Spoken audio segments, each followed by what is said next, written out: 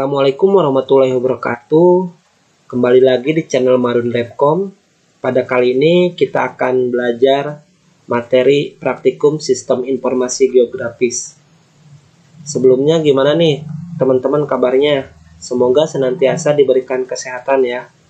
Selanjutnya di pertemuan kali ini kita akan belajar yang namanya input berbasis Internet of Things. Nah, biasanya pada IoT ini inputnya itu berupa sensor. Jadi kita harus mengetahui apa itu sensor. Nah, sensor ini adalah sebuah perangkat yang digunakan untuk mendeteksi perubahan besaran fisik seperti tekanan, gaya, besaran listrik, cahaya, gerakan, kemudian juga kelembaban, suhu, kecepatan, dan fenomena lingkungan lainnya. Nah, selanjutnya di sini ada beberapa jenis sensor ya. Yang mana di sini ada sensor ultrasonik.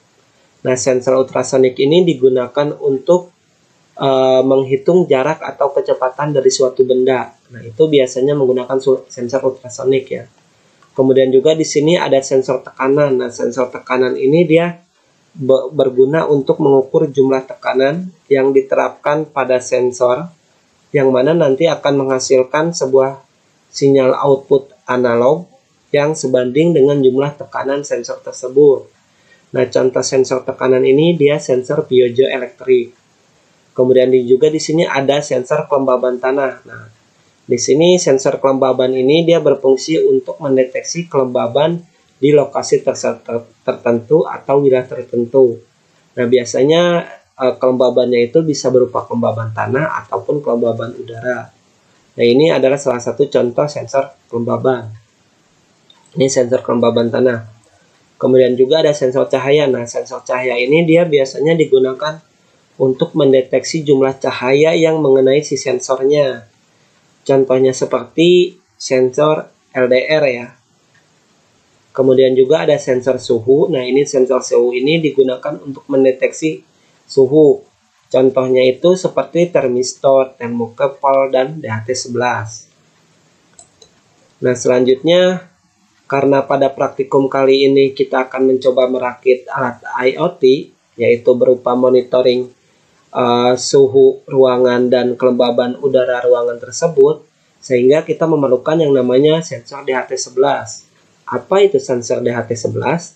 Nah, sensor DHT11 ini dia salah satu jenis sensor yang sering digunakan pada proyek berbasis Arduino ya. Kemudian juga sensor ini memiliki keunikan yang dapat membaca suhu atau temperatur ruangan dan kelembaban udara atau humidity.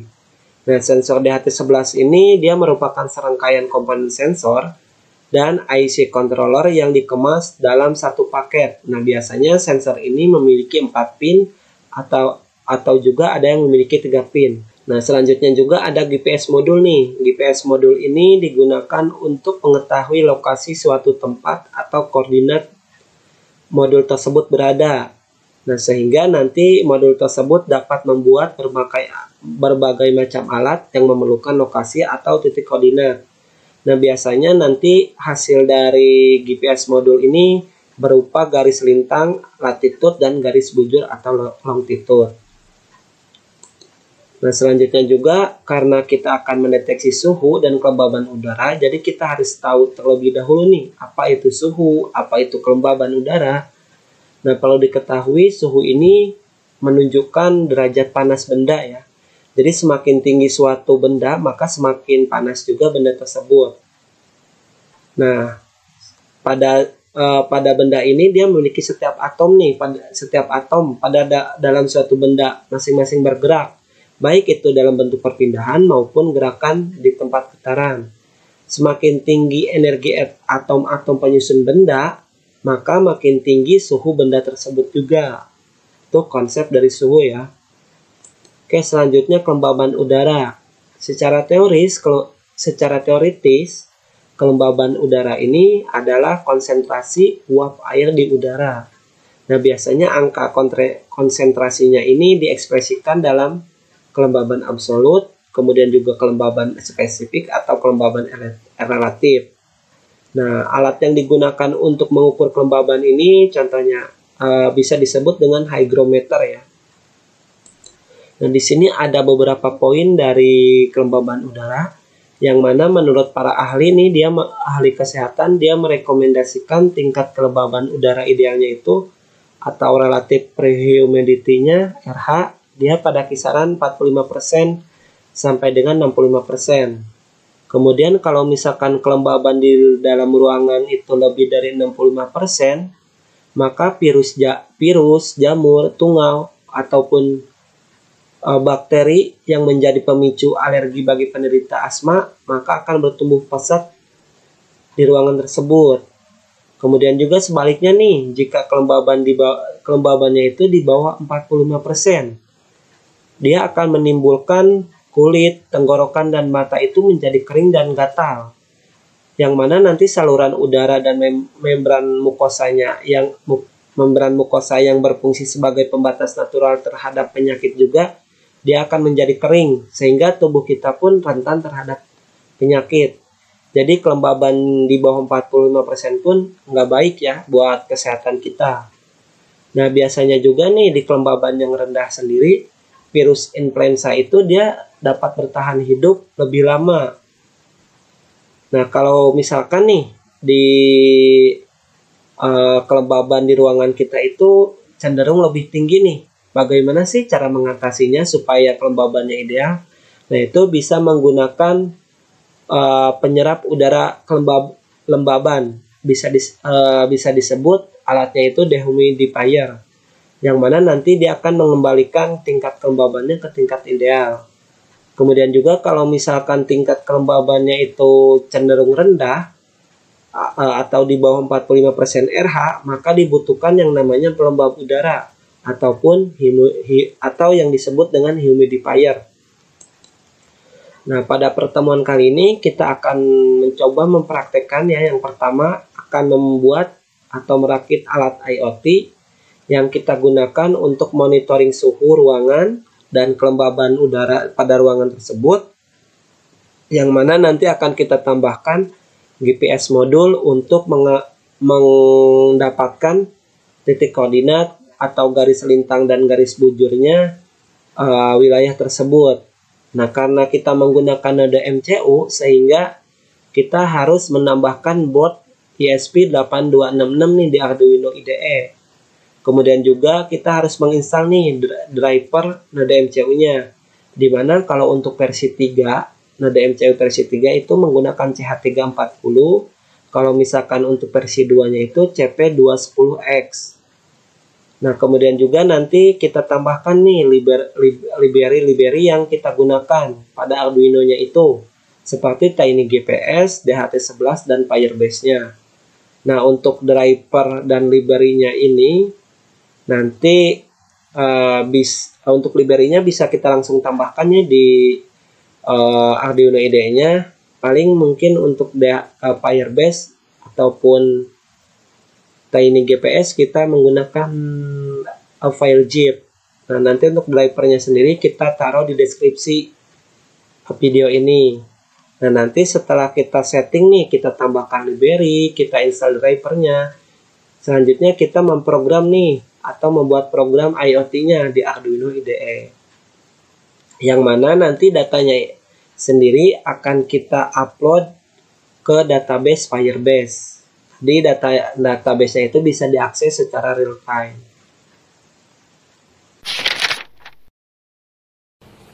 Oke, baik teman-teman, selanjutnya kita akan mencoba mempraktekkan bagaimana merakit alat monitoring suhu, kelembaban, dan juga nanti ditambah dengan modul GPS.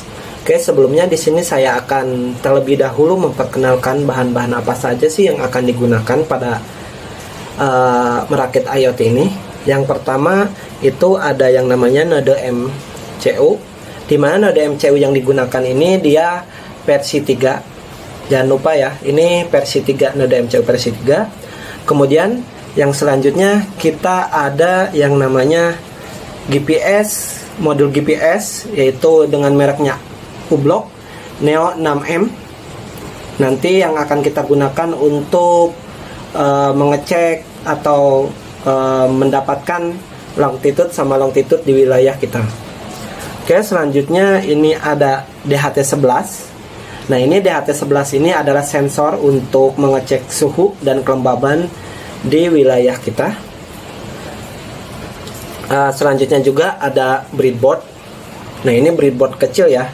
Jadi beda dengan yang project board ya. Jadi jangan sampai salah beli. Ini breadboard ini yang agak kecil ukurannya. Kemudian juga di sini ada jumper male to male yang akan kita gunakan sebagai penghubung nanti dalam merangkai di breadboardnya. Dan juga di sini ada tambahan, yaitu header male, di mana header male ini akan kita gunakan untuk menghubungkan si modul GPS ini. Nah, sebelumnya mungkin kalau memang teman-teman beli itu belum ada ininya, header male-nya. Jadi nanti silakan teman-teman beli header male-nya, kemudian disolder. Nah, nanti untuk memudahkan kita dalam prakteknya sendiri. Oke, selanjutnya juga ada baterai. Nah, ini baterainya ini bersifat opsional. Ini baterainya 9 volt. Ini bersifat opsional ya. Jadi boleh beli ataupun enggak. Soalnya nanti dayanya kita bisa menggunakan laptop ataupun power bank. Langkah pertama kita masukkan si Node MCU versi 2 ini. Kita gantung ya, karena kalau misalkan kita taruh ini di sini nanti tidak cukup. Jadi kita yang sebelah sininya ada agak menggantung gitu ya. Agak menggantung. Oke. Tuh Node MCU sudah pasang. Selanjutnya kita pasang DHT11-nya. DHT11-nya kita pasang. Oke, kita pasang dulu. Kita pasang lebih depan aja ya, soalnya nanti buat jumper.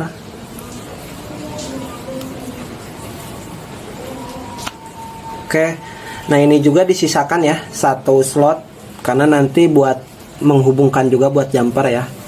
Jadi nanti jangan si pasang Node MCU-nya jangan pas banget di sini. Jadi sisakan 1 atau 2. Dan ini pun sama, sisakan 1.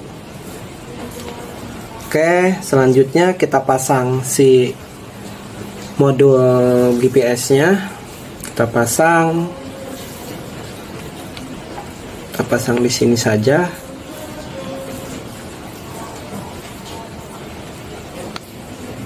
Oke. Sudah kita pasang. Oke, selanjutnya kita akan menghubungkan dari DHT11 ke Node MCU.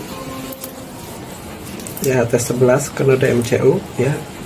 Kita menggunakan 3 jumper. Nah, perlu diketahui di DHT11 itu ada plus, ada output dan minus ya. Yang plus itu sebelah kanan dari saya, kemudian yang minusnya itu sebelah kiri ya.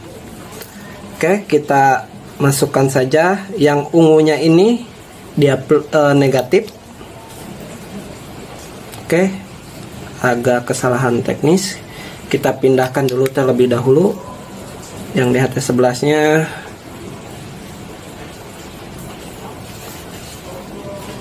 Pindahkan,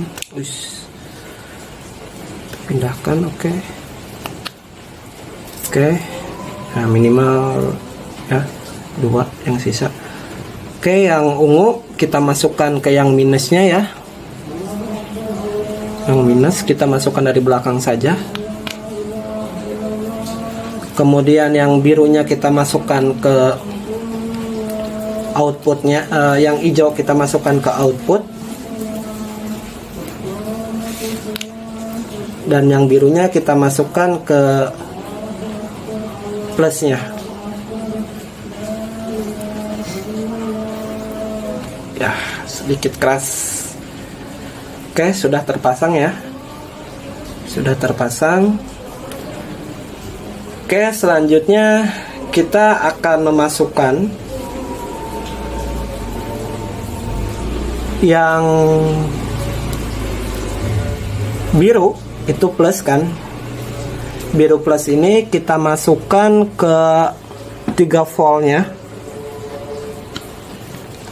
Oke, 3 volt. Kemudian yang hijau ini to output kita masukkan ke D5. Kita masukkan ke D5. Kemudian yang ungunya ini kan minus ya, minus dari DHT 11-nya. Kita masukkan ke node MCU yang GND-nya atau ground. Oke, sebentar. Oke, sudah. Bisa dilihat ya. Yang birunya itu plus dari DHT 11, dia masuk ke 3 volt. Kemudian yang ungunya itu dia ground. Ground dia masuk ke ground dari node MCU-nya. Kemudian yang hijaunya itu outputnya kita masukkan ke D5-nya. Oke, next kita akan menghubungkan dari modulnya. Di sini perlu diketahui ada PCC, kemudian RX sama TX, dan juga ada ground. Dimana di sini yang akan kita gunakan hanya PCC, kemudian TX, kemudian ground dan RX ya. Oke, kita masukkan saja. Untuk yang coklatnya itu ground.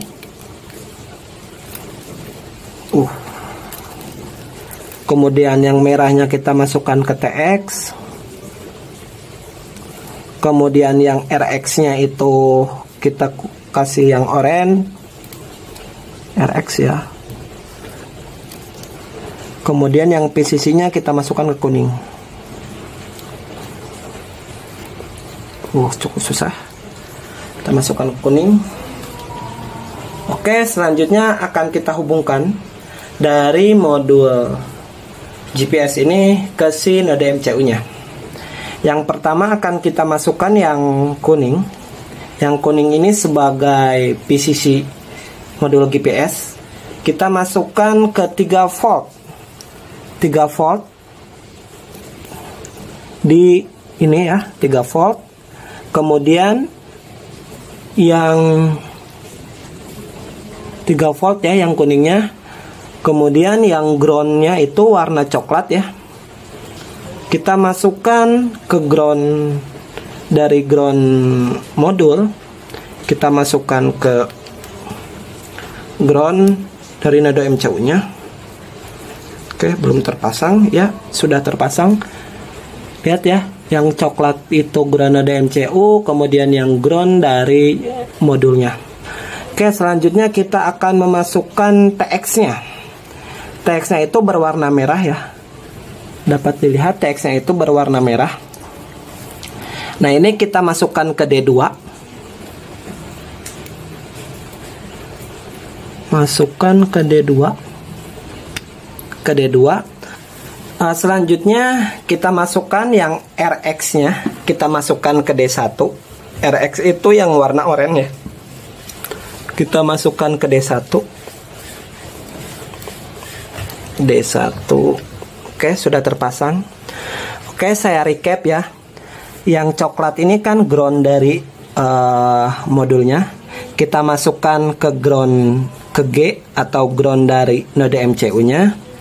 Kemudian yang merah itu TX, kita masukkan ke D2 dari node MCU. Kemudian yang oranye ini RX, kita masukkan ke D1 pada node MCU. Kemudian PCC-nya kita masukkan ke 3 volt pada node MCU. Oke, itu untuk yang GPS koordinat. Kemudian saya recap juga untuk DHT11, dimana untuk yang ungu ini kan dia sebagai minus, itu dimasukkan ke ground pada node MCU.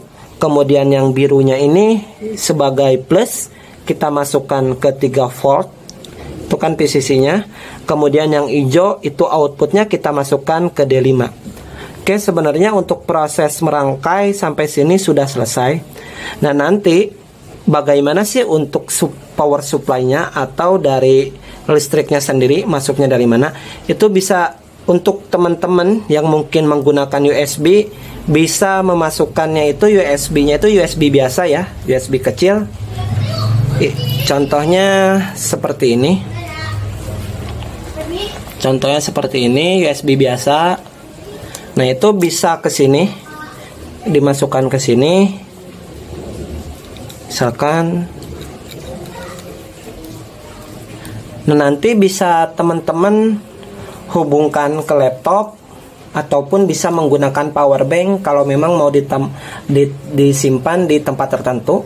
Kemudian gimana sih Kak kalau misalkan kita menggunakan baterai yang 9 volt ataupun yang baterai seperti A3 itu.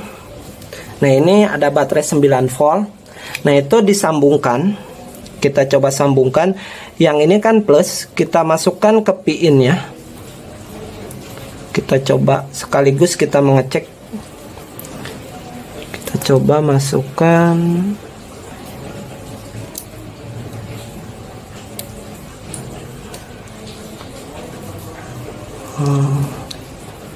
ke ini, kemudian yang hitamnya ini ke ground. Ke groundnya.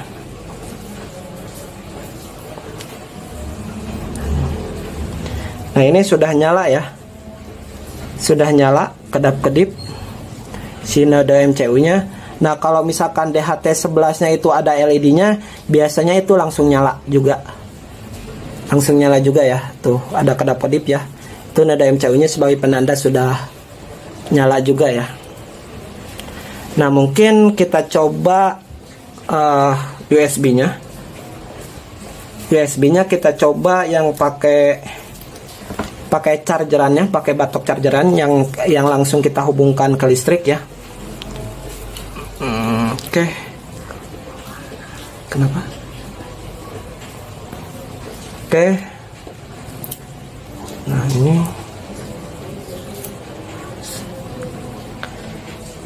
Oke. Nah, ini udah kedap-kedip ya, biasanya dia kedap-kedip yang ini kalau udah masuk ya. Tuh. Oke, sampai di sini untuk merakit kita sudah selesai. Selanjutnya akan kita kasih programnya node MCU ini di Arduino.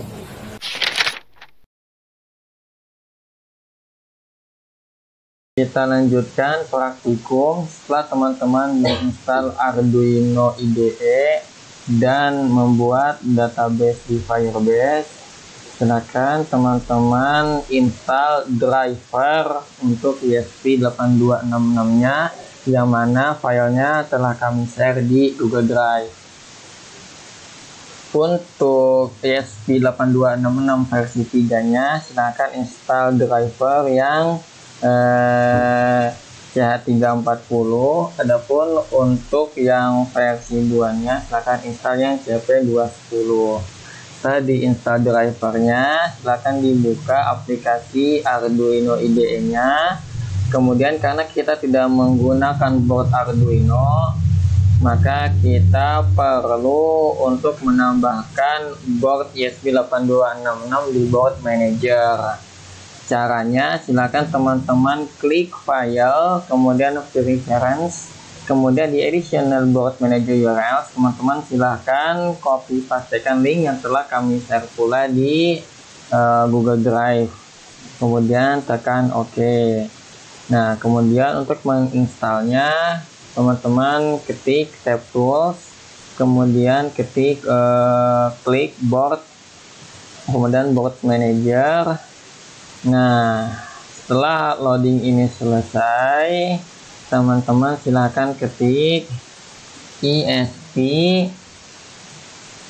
Nah, teman-teman silahkan ketik ESP8266, kemudian install yang ESP8266 community versinya yang 5, yang 2.5.2.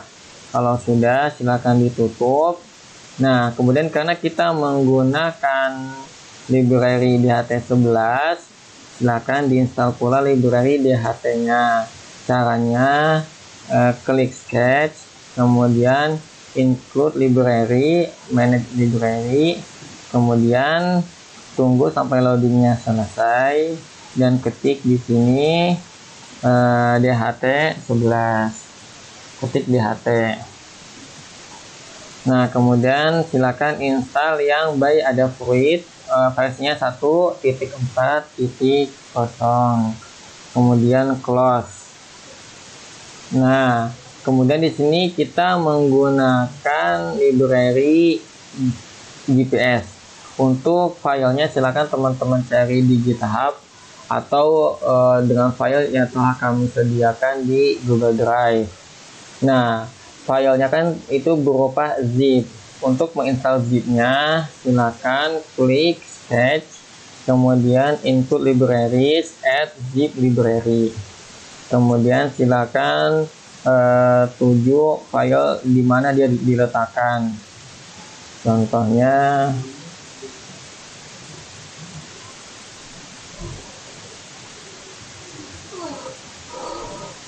ini GPS, kemudian klik Open. Nah, kalau seandainya telah ada library-nya, maka akan ada tulisan already exist karena saya telah menginstalnya. Kemudian karena kita di sini pun menggunakan library Firebase Arduino dan filenya pun telah kami sediakan pula di Google Drive, silakan install dengan cara yang sama. Sketch, include library, add zip library, pergi ke file yang tadi Arduino. Nah, silakan pilih Firebase. Nah, kalau emang sudah ada lagi, di sini akan ada tulisan already exist lagi.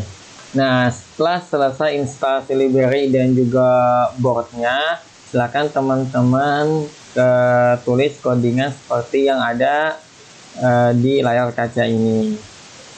Nah, adapun untuk baris yang telah saya blok ini adalah baris untuk meload library yang dibutuhkan. Kemudian untuk define ini yaitu berupa konstanta, yaitu nama wifi yang teman-teman gunakan. Jangan lupa tulis juga passwordnya. Kemudian ini D5, ini adalah pin yang digunakan, yaitu pin data atau pin out dari DHT11 yang nyambung ke pin D5 yang ada di ESP8266. Kemudian ini nama sensornya DHT11. Nah, kemudian ini Firebase source-nya bisa teman-teman dapatkan di tab data, yang di atas itu ada semacam tulisan HTTP IoT sensor dan seterusnya. Teman-teman silakan hapus tulisan HTTPS-nya dan slash di akhirnya. Kemudian untuk Firebase out-nya teman-teman bisa dapatkan di rahasia database, yang mana caranya telah dijelaskan di video sebelumnya. Silakan teman-teman tulis codingan seperti yang nampak di layar kaca ini. Nah, kalau sudah menulis codingannya, untuk mengecek apakah ada kesalahan di dalam codingan, silakan teman-teman klik verify yang ada di pojok kiri atas.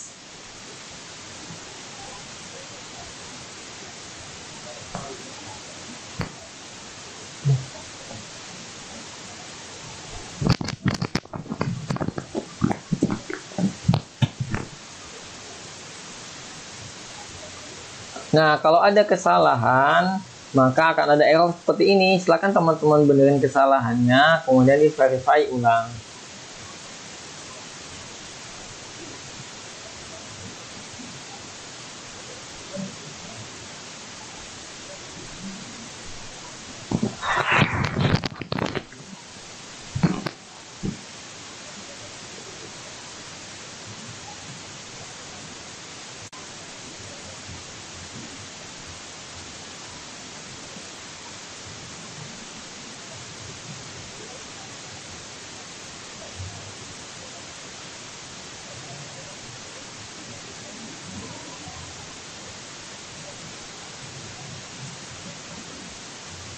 Nah, kalau memang sudah tidak ada error, maka akan menghasilkan output seperti ini. Nah, kalau sudah menghasilkan output seperti ini, silakan teman-teman upload aja. Tapi jangan lupa ya, dipastikan lagi yang pertama, karena kita menggunakan Node MCU, boardnya dipilih. Nah, di board ini pilih ESP8266 board, kemudian pilih Node MCU 1.0. Kemudian jikalau teman-teman menggunakan ESP8266 yang versi 2, pilih yang upload speednya tuh 115.200. Kalau pakai yang versi 3, pilih upload speednya 9.600. Kemudian jangan lupa di portnya itu dipilih yang tersedia sesuai dengan driver yang teman-teman install. Di sini saya pilih COM3 dikarenakan kalau saya klik di sini device manager, kemudian di ports. Nah, di sini bisa didapatkan. Di sini karena saya menggunakan Node MCU yang versi 2, maka di sini telah terinstall driver yang CP210, yang mana dia ada di COM3. Nah, nanti kalau teman-teman menggunakan yang versi 3, nanti ada di sini tulisan seperti CH340. Nah, kalau sudah sesuai pengaturannya, silahkan dipilih upload.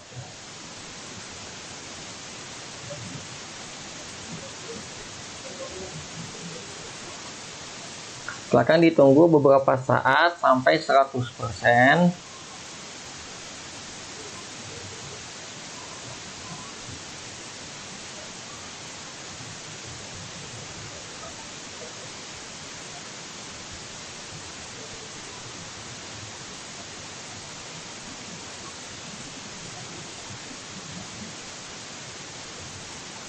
Nah, kalau sudah 100% dan ada tulisan seperti ini, maka teman-teman silakan klik serial monitor. Ini adalah output serial.print yang bisa kita lihat.